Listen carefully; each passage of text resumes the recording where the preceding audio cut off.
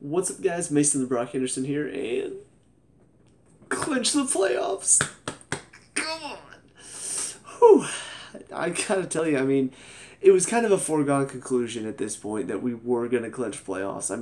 Not only did we have 3 home games left and we look unstoppable at home, but one of those was against Minnesota United, and to be fair, I think we've got that game pretty much handled. But just looking at this game, looking at some of the changes that were made, it gives me a lot of hope that we look good enough to really put in a good run in the playoffs and challenge for the cup in the end. Because we've got players that, even though they haven't seen a lot of game time this season, even though we're mixing and matching a little bit, we're missing some of our starters, we still look good tonight. We still looked easily the better team. And that's saying something, aside from Orlando, who I think put in a good challenge against us just because the rivalry was there and you could see it was a little bit nerve-wracking. Aside from that game, we've looked so much farther ahead of everybody else. And we've been missing one of our starters through most of these games too. And now tonight, we're missing 3 of our starters. One of them being Miguel and one of them being Michael. Those are 2 key players. One in our attack and one in our defense. We keep a clean sheet and we win 3-0. That gives me a lot of hope. So, first of all, I do want to say as a disclaimer, I missed the first half of this. Unfortunately, my job as a coach can sometimes be a little bit, I guess the best word to say is unpredictable. I work with my dad at a college, so it's kind of up to him whenever we head out because, I'm with him on his season passes. So, yeah, he wasn't really ready to go and then didn't get there until halftime.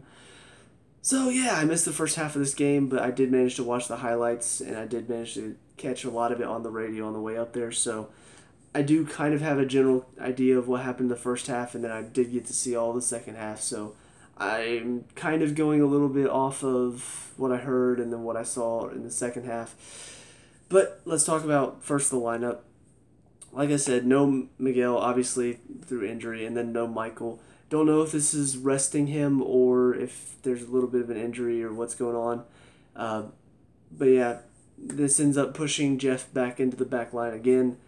Still not a big fan of this just because I think he's a much better player in the midfield than he is in the defense, but it worked out well tonight. Chris is again on the left side because Greg's still sort of recovering from injury. Perez is in the middle with Jeff. Anton's still out on the right, of course.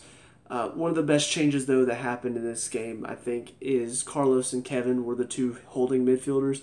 I think that works so much better than Carlos and Julian just because, like I said in I think it was the Orlando game, Julian's really not a holding midfielder. He doesn't have the quickness to nip in and poke the ball away, and he's really not that great at reading the play either whenever it comes to interceptions.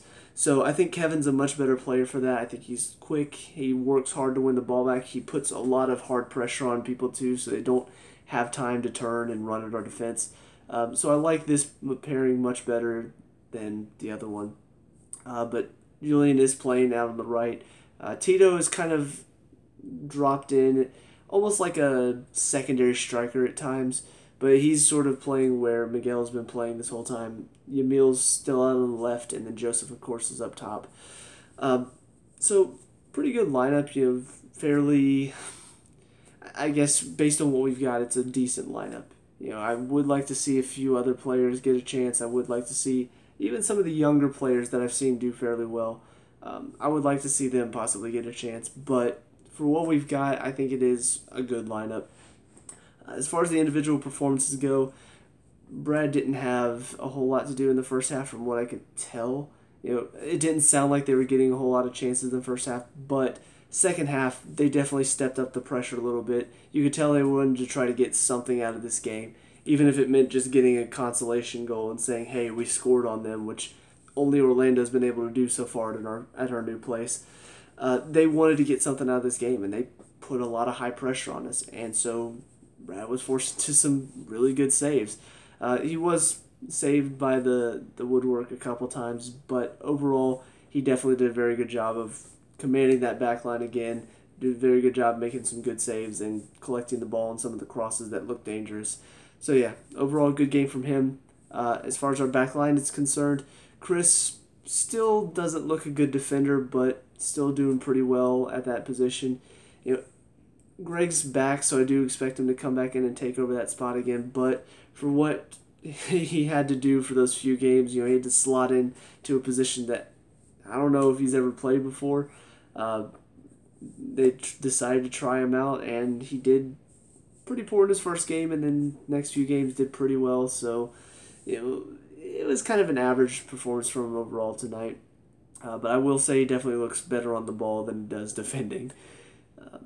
Jeff in the middle did a pretty good job of holding down the back line. It's still one of those things where I think he works better as a midfielder dropping into the center than he does as a defender dropping back. But for what it's worth, he does a good job back there of breaking up the play and pretty much holding down the line, because it's difficult to do. It's difficult to go from a center defensive mid position to a center back position, because now instead of having somebody behind you to sort of dictate what you're doing, now you are the one back there sort of dictating what people in front of you are doing. So there's a lot more that goes into it from that position. You do get to see more of the field, but that also means you have much more responsibility back there. But if anybody can handle that position, it's probably Jeff. Perez on the other side did a good job tonight of being the physical defender, the one with a lot of speed and strength, where Jeff is the much more disciplined defender. So I guess that does work out pretty well when you think about it, because that's what we normally have in Michael and Perez. So tonight it was Jeff and Perez instead. So yeah, they worked very well together, and I think Perez had a lot to do with that. I think he's calmed down a lot as a defender as well. I had a few games in a row where I was upset with him because he's making stupid challenges. He's not really helping out our defense that much. But ever since we come into the new stadium, and ever since really Brad's come into the team, you can see that he seems a lot more calm as a defender. He's not throwing his weight around. He's not going into stupid challenges they shouldn't be. He seems a much more mature defender. So really enjoyed watching him grow so far this season. Anton on the right, another good solid defensive performance from him. But as far as I can tell, still isn't providing much going forward. And in the system that we run, your fullbacks are supposed to help out in the attack, and they're supposed to be good attacking players. He's still not.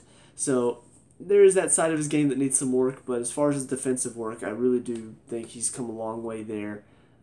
Still provides a lot more for us in his height and his speed that I don't think Tyrone really provides back there. So good defensive game from him tonight, but still got to work on those crosses. Carlos and Kevin in the middle, both of them work pretty well together. It's different in there because there's not really a big body like Jeff in there. There's nobody that's tall. They're both not short. Kevin's pretty short, but Carlos is about average height. There's nobody in there that's like above 6 foot. So, yeah, with that, you would think that we wouldn't be able to hold on to the ball that much in the midfield, but I think they both worked really, really hard tonight to make sure that the height difference didn't matter. It didn't matter that we didn't have a big body to win the headers and all of that, because we won the second one. If they won the header, okay, well, it doesn't matter. We're going to win wherever it bounces afterwards.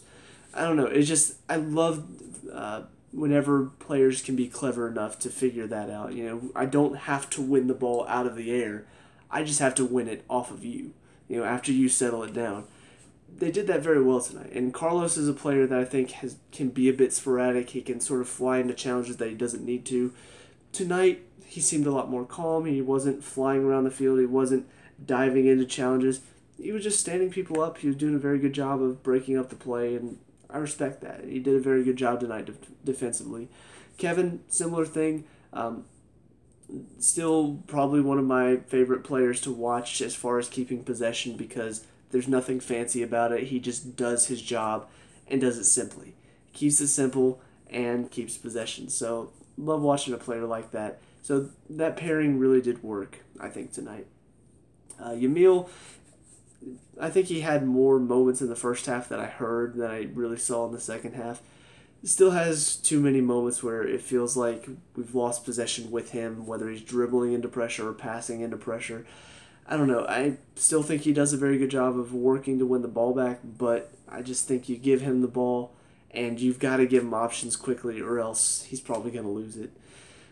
Julian on the right side, obviously getting man of the match for him is going to be a huge confidence booster. I mean, he got a goal, he got an assist.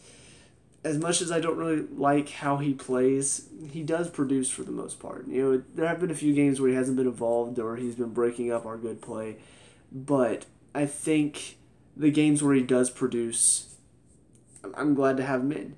If he's going to produce, if he's going to assist or score, great. I don't mind him being in those games, but it's the games where he's not involved or whenever he's given the ball away too cheaply or whenever he's not providing for anybody. Those are the games that I get really frustrated with him because I don't really like watching him play. He's just not fitting into our system. He's not the same type of player. So, I don't know. He's obviously kind of a fan favorite. Everybody loves shouting WrestleMania. I'm just not that big of a fan of him, but that's just me personally. I love the fact that he's scoring and assisting. I love to have a player out there who can do that, even if I don't necessarily like watching him. So I'll take the good with the bad on him. I'll accept it. Tito in the middle, like I said in the last game, one of the things that I think has come a long way in his game that nobody's really talking about is his ability to nip in and poke the ball away and do the defensive side of the work. He's not really a player that was known for that at the beginning of the season. Now he's being asked to do it, and he does it fairly well. You can still see times whenever he gets caught hanging out up top because kind of that forward mindset of I don't really have to defend. But there are a lot of moments where I do see him working hard to win the ball back, or even just putting pressure on the defense to the point where now they're giving the ball away to us. He does that very well, and he's got the speed and the quickness to do it, sort of like what Miguel does whenever he's on the field. So I think he's taken over that position very well. Still needs to work on the selfishness of his game a little bit, though. There are times whenever he should give it up, but his head's down and he can't see what's around him. So, there are still holes in his game, but I think he stepped into that position very well, especially, taking over for a player like Miguel, who really was kind of the foundation for a lot of our attacks in some games. It can be difficult to step into his shoes and say, all right, now I'm going to be the foundation for the attack. But he did pretty well tonight. And then Joseph up top got himself another goal. Still want to see a little bit more from him as far as the team effort. Obviously, there was the one time whenever he was through and then cut it back to Tito, who finished, but then VAR ruled it offsides. The unselfishness is there sometimes, but there is still moments you can see in his attitude where it's kind of a selfish attitude. He gets subbed off tonight for Kenwin coming on, and you can see in his body positioning and how he's walking off the field, you can see he's not happy to be subbed off. And while I don't mind having a player on the field who doesn't want to be subbed off, nobody should want to be subbed off. You should still have the mindset of, this is for the team. It's not for me. It's not for me being out here. If the team needs me out here, I'd love to be out here. But other players need a chance to play. If I need to rest for the next game to make sure I'm fully ready for it, he's got to have that mindset. He can't always walk off the field whenever he gets subbed like, I can't stand seeing that because he has the look of a player who is only in it for himself. And I don't really want a player like that. Great if he's scoring, great if he's doing all that stuff, but I'll still have that kind of irking feeling whenever I watch him walk off and act all dejected whenever he gets subbed. I'll just be like, I can't stand watching that. So yeah, that's it for the starting 11. Greg came on for Yamil, which I think is a great sub because I do think Yamil works himself to death most of the time. And I do think you need to make some substitutions. We saw with Miguel last week. You don't make enough substitutions, you don't give these players enough rest, and it can come back to haunt them. So to see Emil get subbed off and given a bit of a rest, and on top of that to see Greg return back to his back into the left back, did pretty well. Looks like he's back to his full fitness. Looks like he's ready to pick up where he left off, and that's great to see because we're going to need him over these next few games. Really looking to try to push into second place. I forgot to look up the New York City result against Montreal. Last time I checked, it was like 60th minute and they were winning 1-0. I don't know how that game finished, but assuming that New York City probably held on just because Montreal didn't. I don't know. They looked last week like that was their last chance of making it into the playoffs, and so yeah, I can kind of assume that they're probably not going all out to try to win that game. But who knows? Maybe they managed to find a way back into it and tie them up or something. But whatever the case, we do need our players to return to full fitness for these last few games, and then on top of that, we need them back for playoffs. So to see Greg return and handle himself very well, looks like he's back. Great to see. Next sub was, can't remember if it was Kenwin on next or if it was Jacob on next. But those were the two next subs that came on. I'm pretty sure Kenwin came on first for Joseph. Giving him some time. Great to see, because who knows if we're going to need him or not. We might possibly need him going into playoffs. We need to make sure he's ready. Looked pretty good as well. Still think that he needs somebody else up top with him, just because typically he drops back to win the ball. And so if you don't have anybody else that's up there with him, if you don't have another player running in behind him whenever he picks up the ball, typically he's not going to do much with it. He's either just going to lay it off and then turn and jog away, or he's going to lose the ball. So it would be nice to see him working in tandem with somebody else. Honestly, I would love to try to see us go with two strikers some games, just to see how that would work, to see how they would work off of each other. But typically Tata stick to his game plan and that's it. So not really expecting to see that. And then the other sub was Jacob came on for Julian. Ends up getting himself a goal as well. Very hard worker, a player that I think could be a strong substitution later on in the game. If we need somebody that's just going to come on and be fresh legs, he's good. He's good enough to do that. I don't think he has like that special something to his game, like I talk about with Chris. Just that he's a good overall player, but there's nothing that makes him stand out. With Jacob, he does have a little bit more speed than most players, but I think the main thing that stands out to me for him is just his hard work. It's kind of like Kevin, but Kevin has a little bit more to his game. That's the big difference there. But yeah, I love the fact that he's coming off the bench and scoring in a couple games. Good to see a hardworking player get the reward for that hard work. But it's good to see that, like I said, some of these players that haven't featured a whole lot, they're being thrown into some positions that are a little bit unfamiliar, and they're doing well. Winning 3-0, good result. Hopefully we can take this to New England on the weekend. New England are a team that are looking down and dejected. They did get that win against Toronto, but I think that's more just showing Toronto right now.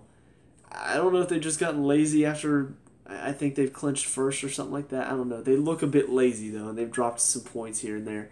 But New England was one of those games, and people were like, oh, is New England back? Well, they lose 6-1 against Orlando. I saw they got a red card that was a little bit harsh, but still, I mean, you get a red card. What is this, 3 games in a row for them now? I mean, it's just, yeah, it's just not good enough for them. So going into this game, hopefully we go in with the mindset of we need to win this game. We need to try to win out if we can. The one game I'll say that we probably should, I'm not going to say play for a tie, but I think if we get a tie, good result will probably be the New York game, just because going to New York and playing is going to be a difficult prospect. But I think the rest of the games we need to look at them all and say we need to win these games. At home against Minnesota, away against New England, at home against Toronto. I think those are 3 games that we should comfortably deal with. And then the away game against New York probably will be a little bit difficult, but I still think we go in with the mindset of let's try to win this and then be happy if we get a tie out of it. So, yeah, I'm looking forward to the next game, hoping to see a little bit of rotation again, just give some players a rest if they need it, because we want to keep everybody healthy. We don't want to lose key players right before playoffs. So that's it for me. Let me know what you guys think down in the comment section below. What were your thoughts on the game? Who was your man of the match? Let me know. We can talk about and discuss all that good stuff. Leave a like and subscribe for future Atlanta United reviews. See you guys next game. Peace out. Unite and conquer. Go crush the playoffs.